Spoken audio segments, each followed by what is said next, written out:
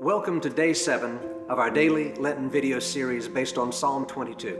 I'm Holton, Siegling, and I serve as pastor at the First Scots Presbyterian Church, and I'm coming to you today from the sanctuary of the First Baptist Church in downtown Charleston. This sacred space holds a special meaning for me and my family.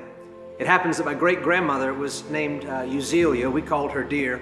Her sister was named Mom Myrtle, and Mom Myrtle was the mother of Dr. John A. Hamrick, who served as pastor here at First Baptist beginning in 1940. But this sanctuary is special to me for another reason. You see, this is where I went to school from 7th to 12th grade. This is where we had our weekly chapel services. Thinking back on my 7th grade year, it was a time of significant change in my life. And not only had I begun a new school, our family had recently returned to Charleston, moved back. It was also in that same year when I was diagnosed with Tourette syndrome.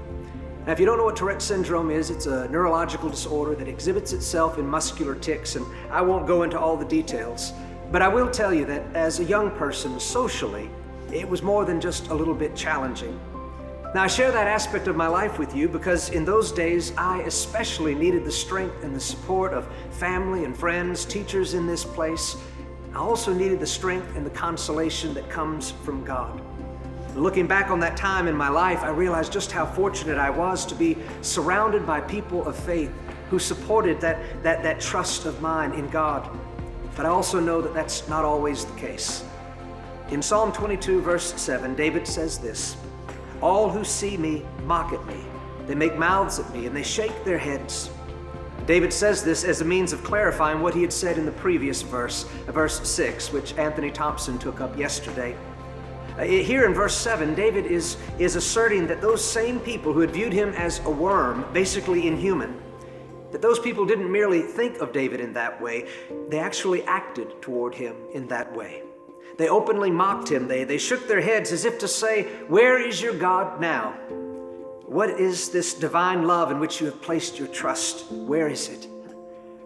I found that whether we're dealing with Tourette syndrome or perhaps isolation due to COVID-19, or perhaps you're dealing with a difficult financial situation, whatever the case may be, that the questions are essentially the same because the world at times, it mocks us.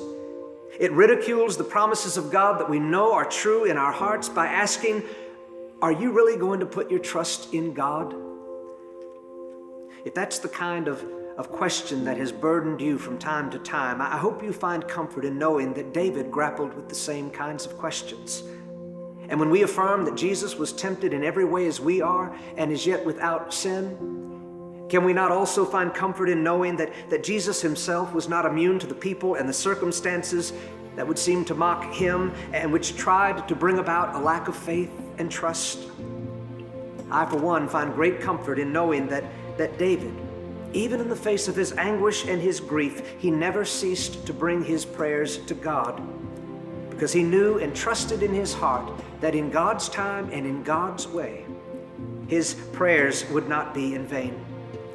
So cast your cares upon God, and may you find rest unto your souls. And until we speak with you again tomorrow, take care and God bless.